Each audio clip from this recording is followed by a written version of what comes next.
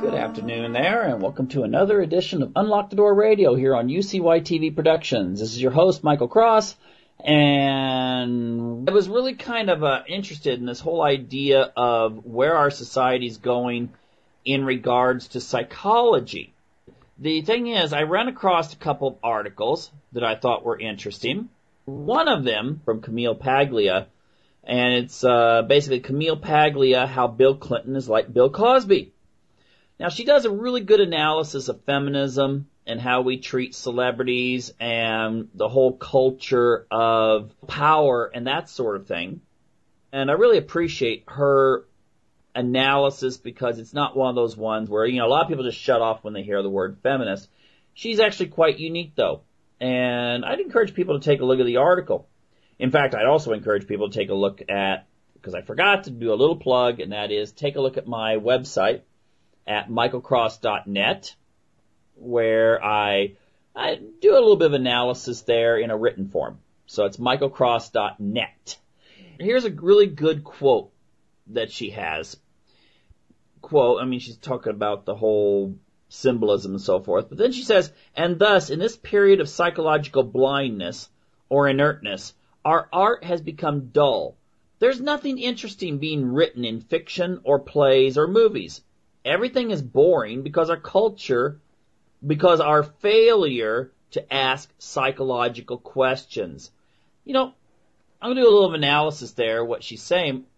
I think ultimately what she's kind of saying is that we're no longer a probing society. When my dad came from Missouri, the show me state. And maybe that's why I was always raised with this attitude of always ask why. Never take anything for face value. Never actually just take anyone's word for something. You gotta see the evidence of it. And personally, I think that our society has veered away from that concept. We just accept something. If a celebrity says something, I remember I was watching one of Mark Dice's videos today, in which he just walked up to people along, it looks like a beachfront down in California or something. He's asking questions. He comes up with these preposterous positions. Things like, such and such celebrity says we should invade North Korea. And he asks people if they agree. He drops the name of some celebrities, then some made-up positions. And there are so many people that just say, oh, well, if Angelina Jolie agrees with that, or Jay-Z, and they'll just accept it. Or at least that's what they say in front of the camera. But the thing is this. In fact, I would actually say, if you see a camera rolling and recording you, why would you be more likely to say yes? I think I'd be more likely to say, I'd question it if I'm being recorded. But anyway, the thing is, I think this is where our society is. That if a celebrity says something, and that can include a politician, then we just accept it as fact, without questioning. And to take it a step further, like what Camille Paglia seems to be saying there, is we don't even go into the psychological background of whatever is being said. We don't analyze it. We're not like the Sigmund Freud, image that we have of him sitting there always asking, well, why? And then asking a question with a question and so forth. We just accept. And I think a lot of that has to do with our American education system, to be honest. I think there's other reasons, of course, but I think the American education system is really, really, really at the heart of this. And let me give an example. I just remember in school that you always had some teachers who, of course, really enjoyed and encouraged analytical thought. But you had others who would get up and they would grade you on dates. They would grade you on what they said. And so essentially it was just a bubble test all the time. And often it was just being able to say what the teacher had said. So no analysis whatsoever. American education is really, I think, quite stifling towards creativity, towards asking uncomfortable questions. In fact, think about all the times you've heard about situations in which we have had, there's been cases where student newspapers have written something controversial, usually political, and then, it gets censored by the administration.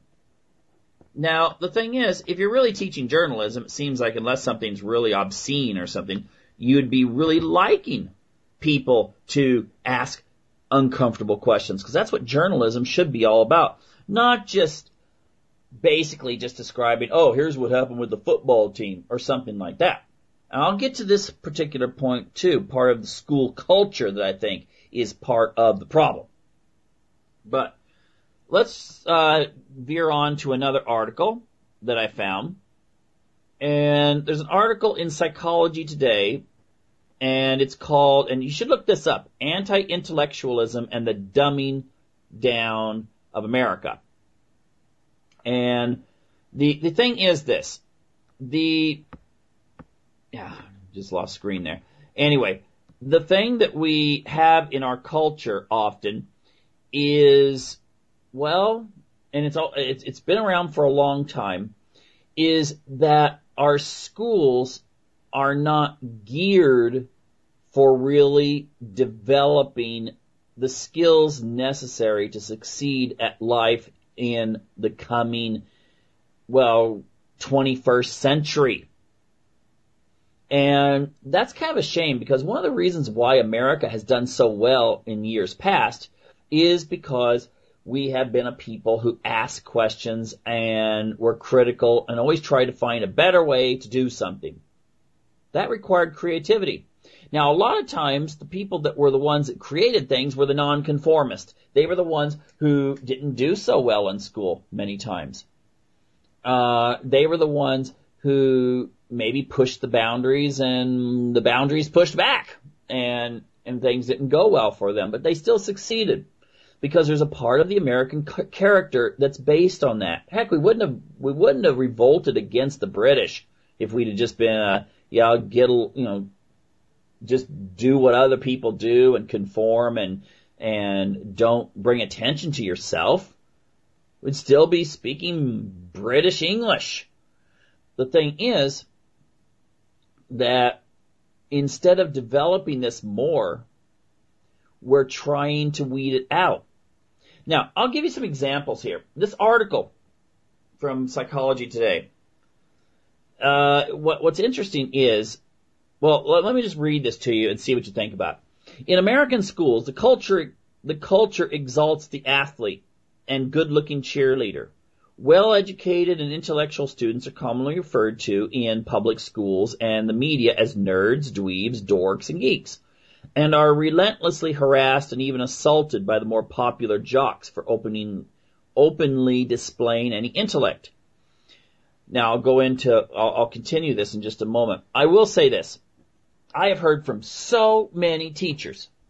In fact, I've sat in on classes where, you're training teachers, that the number one thing you need to do to get a job in the American public school system is not to be the smartest, brightest, or most creative teacher, but it's to be good at coaching something.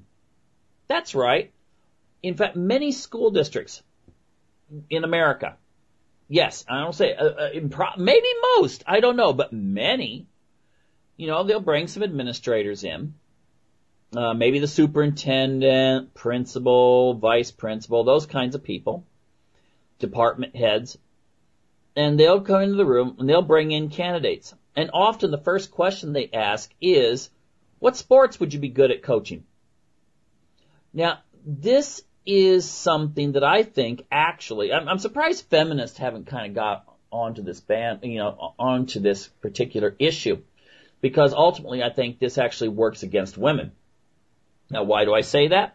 Well, simply that if you have a system in which the person who would be the best at coaching football, baseball, basketball, and those kinds of sports is the one that's going to be given favoritism, and it's usually the male athletes, okay, then you're ultimately going to get a system in which your ideal candidate is going to be a male who is whether he was a jock in school or not, he probably was a jock, or at least a wannabe, he's going to be someone who's into the kind of sports culture. So maybe that's a reason why in American grade schools we tend to see predominantly female teachers, whereas in when you get into high schools, you see predominantly male teachers. I think that there's got to be an explanation. I think it's one of the explanations. Also, I've seen psychological profiles of different types of personalities that tend to gravitate towards early elementary education, secondary education, as in high school, and also university. And there is a difference. There is a major difference in the type of personalities. In fact, the more analytical the person is, the more likely they will not be in the lower grades. The more likely they will predominate when it comes to universities. Now, I think some of that probably has to do with this whole jock culture in the United States. Now, the thing is, I don't think a lot of Europeans that would hear this show would actually really understand this, unless they've watched a lot of TV programs that depict American high schools.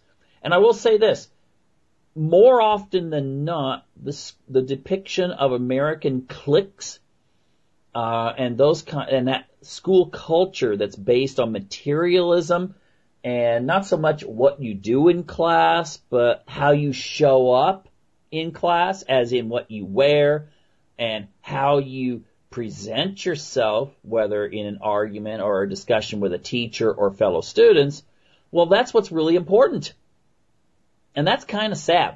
But, I'm not getting down on school sports. If people want to have school sports, that's great. I've seen there's some students that would never succeed if they did not have a chance to be involved in sports. But I think that we really, if you think about it, the local newspaper, you get a huge headlines in the newspapers all the time that say, they'll showcase the boys basketball, football or wrestling or whatever seems to be the sport that that particular high school in the city does well in. And then let's say, I don't know, what if we have a situation in which the local debate society at school, if they still have them, a lot of times these academic clubs and art clubs and classes and music and stuff are the first things to be cut from school budgets, even though they always have enough money to spend on new scoreboards for the high school or whatever. The thing is that if they do have a debate team or some other academic team in the school, often it is the one that there'll be a mention of how well the students did. Page 4, community section of the local newspaper. All right? This is how things are seen in American public school systems. And, that's actually, as this article goes on, that seems to be kind of the opposite of what you would see in a lot of other countries. That you would, goes on here to say, these anti-intellectual attitudes are not reflected in students in most European or Asian countries whose educational levels have now equaled and will surpass that of the U.S. And most TV shows and movies, such as The Big Bang Theory, depict intellectuals as being geeks, if not effeminate.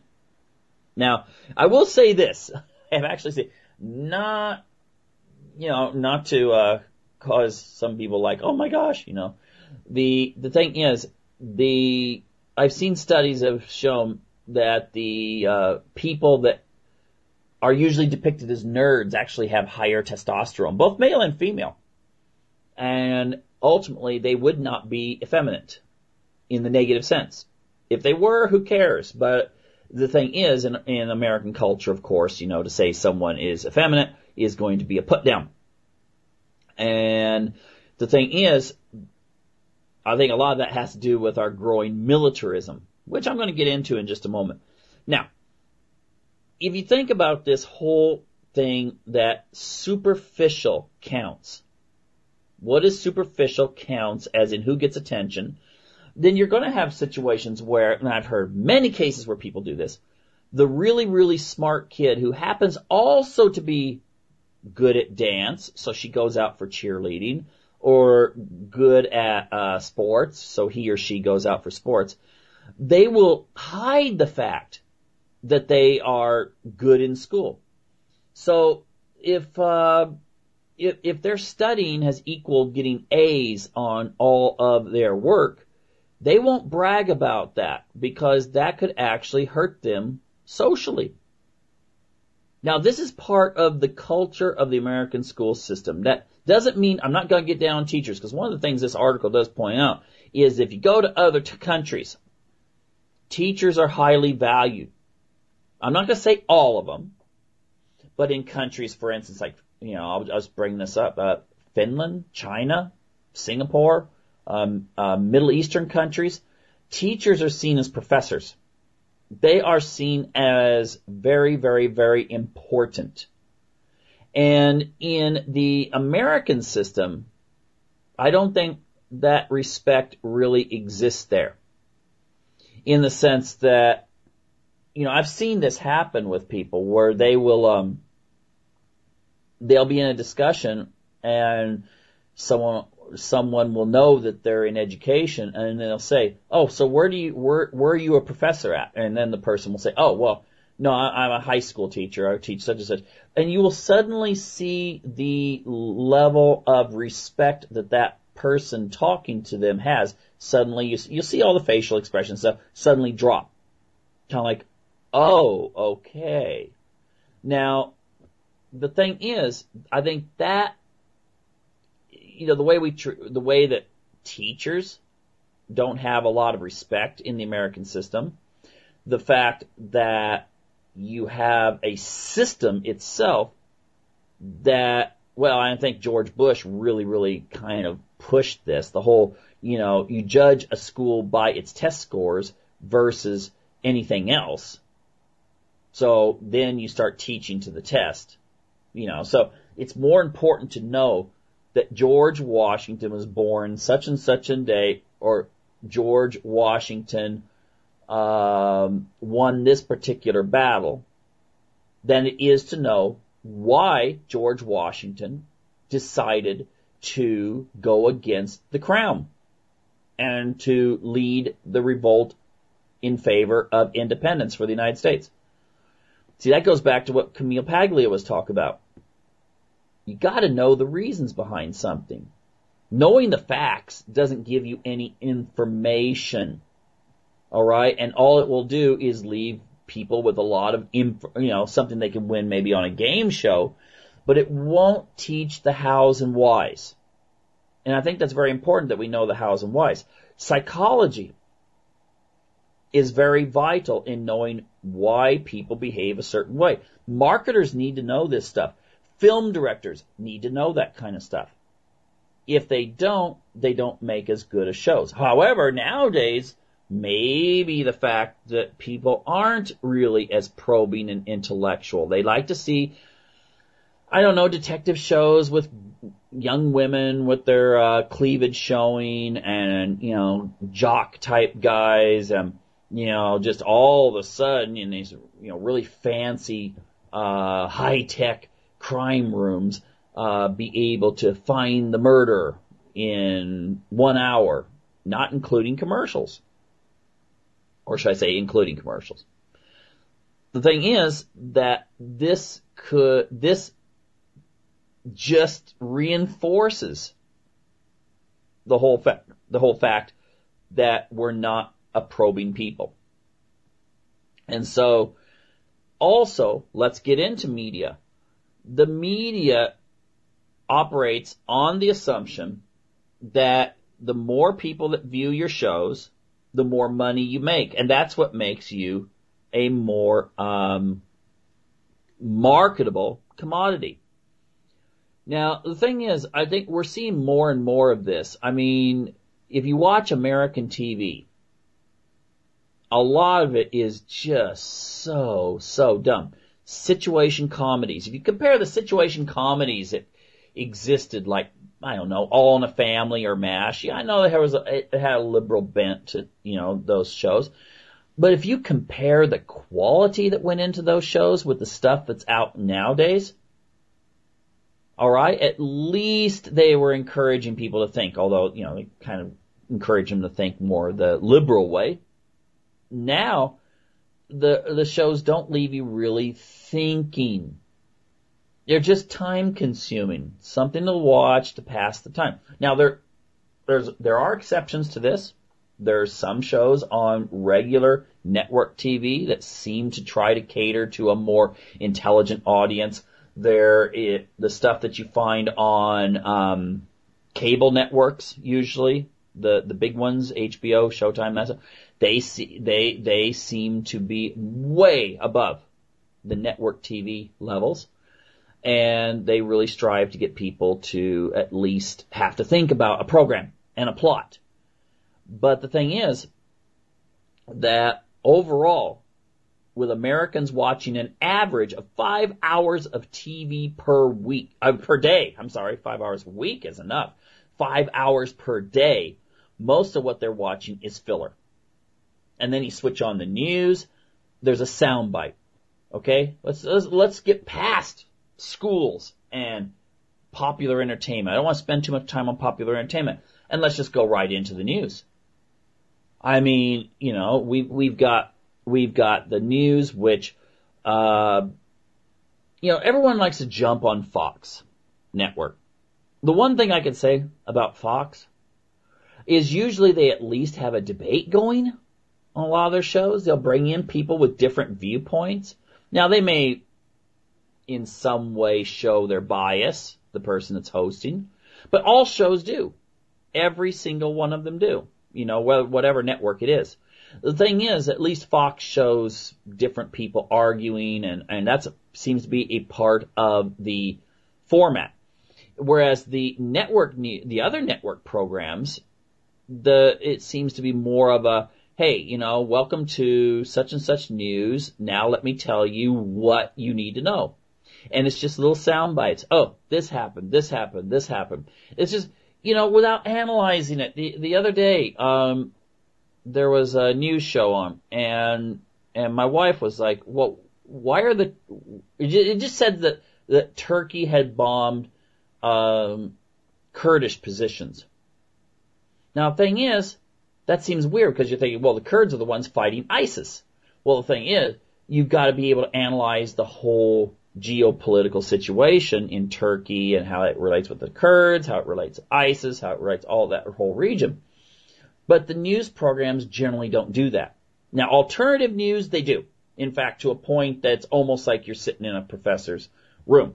Sometimes you may disagree, whether it's left-wing, right-wing, whatever, but at least they treat the people listening with respect. And they will show the details, the historical backgrounds, the motivations. You don't see this in our soundbite culture in the big network news programs. It's, whoa, why bother with that? Oh, by the way, here's this and this and this. And now let's talk to you about our celebrities, how they're doing. So you'll have celebrity stuff. There's something about, recently a lot of stuff's been out there on the internet, about some guy that allegedly went over to Africa and shot a lion. Okay? Now, I'm not big on people that go out and hunt for sport. Never have been. I understand it when you go out and you want the challenge of shooting a deer and then having meat for your family and stuff like that. Nothing goes to waste. I respect that. But I've never gotten into this whole idea, the whole safari fantasy of going over and shooting an elephant, a rhino, or, or something like that. Kind of reminds me of, what was the name of that movie? The Butterfly Effect? Where they, or the book where you could pay to go, you could you could go back in time and kill a dinosaur that was aged so that you knew that it was not going to affect the timeline if you did that. And of course it does, and, things go wrong. However, the thing is that the problem I see is not so much in reporting these events where someone goes over and kills a relatively tame lion. It's more the sense that it takes such, people are all talking about, it's the water cooler discussion versus maybe some of the big issues that are going on that really affect people's lives in very deep ways, whether they be social, political, or economic. It's okay, I guess it's in American society it's considered safe to talk about someone that went over and shot a lion versus, why don't we talk about what's going on with Greece, or what's going on with America's military industrial complex, or these kinds of issues. Or even issues about, there was an article in the Mirror I would encourage people to look up. Just type this into Google.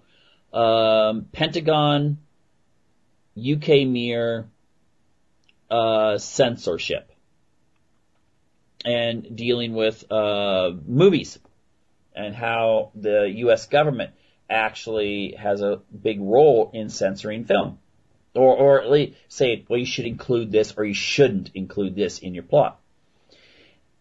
And the thing is, these are things that people should be talking about. Yes, I know everyone relates to the whole lion thing or something, and it's something that, political ideology is not going to make a big deal. But still, it's not a huge issue in comparison to everything else that's going on. But then again, in American society, what are the big issues? Celebrities, who they're sleeping with, who they got pregnant with, what kinds of Botox or rear end enhancement, or, did so-and-so get breast augmentation? These are issues that really seem to matter. And again, our society, I think that if we were more into the analysis, that we respected analysis, that we showed it more in television, that we showed it more in schools. What was this? Someone told me there was one state, I won't mention what state, but I was talking to a teacher who said that in his state, teachers aren't allowed to show YouTube videos in class. It could have been either his state or his school district. And the thing is, this basically just means what? If the teacher finds something really interesting that happened in the world and it happens to be covered, I don't know, maybe I shouldn't say this, it might be a news report done by Russia Today or, some alternative news site. Maybe, it shouldn't be in there. Maybe you don't want to be exposing students to something besides that news channel that comes on in the morning, and schools get special deals on audiovisual equipment and stuff like that if they play it. The thing is that, again, we're not showcasing analysis enough. Instead of looking at someone who maybe, let's say they bring up something totally atrocious, if they're trying to analyze something, some meaning, some conspiracy, if you want to say, instead of meeting them with like this look like, huh? And looking at them like they're absolutely insane, or that you just want to change the subject, why not ask a few questions? Experience the idea of actually engaging in a debate in which you have to analyze something and they have to analyze something, and you have to come to some sort of conclusion, or at least it's like playing a game of chess. You can debate it, and then, maybe you learn something and they learn something. One thing I really like about Greek and Italian culture, they love to debate. I've heard this about French culture too. They like to sit around, have their donut or whatever for breakfast, and debate what's going on in the world. Now, before you look down on the Southern European traditions, we got to wonder, is our tradition any better? I mean, where we don't talk to people, where if someone reads something at the check stand out loud and goes, "That's really stupid," and then there's a few people that might, nod, and a few other people that look like, "What is wrong with this person? Are they a mental case or something?" We need to actually have a situation where we value people expressing their opinions and then backing those opinions up, whether we agree with them or not. And this should be done more in school. We need to have more debate. We need to have more psychology. We need to have more classes that deal with marketing. And yes, we need to have more humanities. We need to have, we need to have stuff about, we need to have, we really do need to put more into school music and art and debate and Model United Nations courses and things like that. Those should not be the first things cut, so that there can be a bigger scoreboard, a digitized scoreboard, for local basketball games or something like that.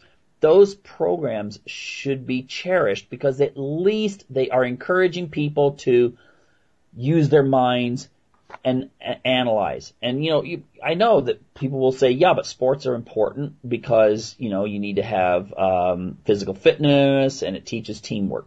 Well, the thing is, physical fitness is great as well. And that should be emphasized in PE.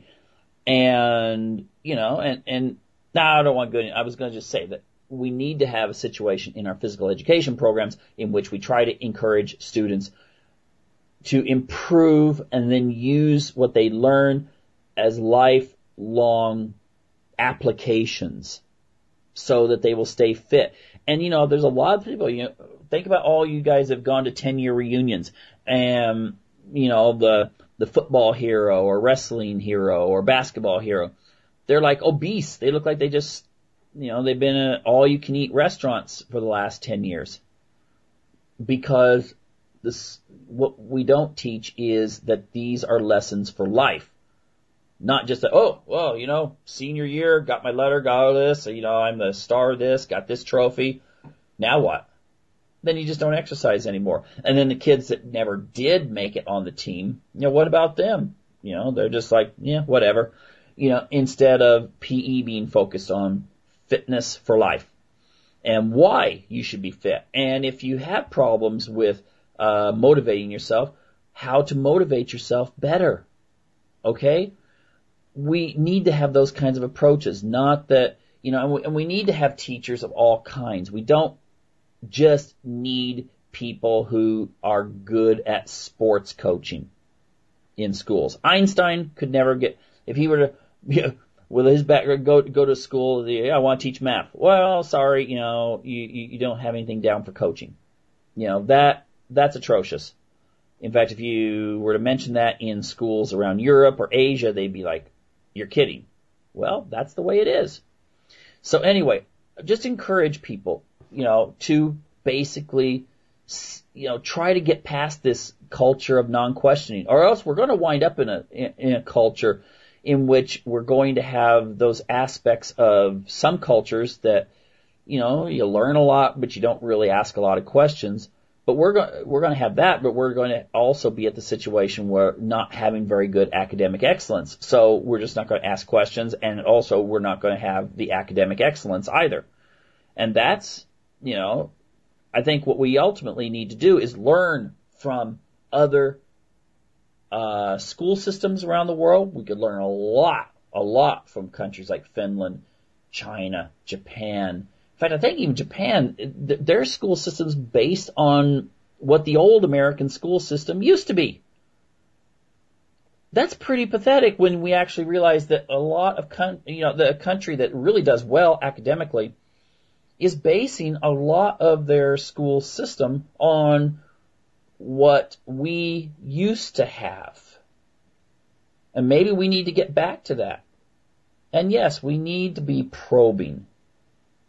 Okay? If we're going to compete with countries like China and India in the future, then we need to have all the skills we can get. Okay? I mean, we really need to have that. And also in our political process, we need to be able to look past the sound bites and the 10 seconds the person is on the air. And, if they're on the air for 10 seconds, how can we blame people that say, yeah, I'm going to vote for this guy because he has such a nice smile? Okay, well, isn't that what the news is really promoting? With the soundbite culture? Oh, he said that in the debate really well. You watch the debates. It's going to be like this one had the best zinger of all time. And that sort of thing. That's not what is going to get you the best statesman in the future. I'm sorry to say that. Anyway, that's all I want to deal with the psychology. And I want to deal with some other current events here in the next part of the show.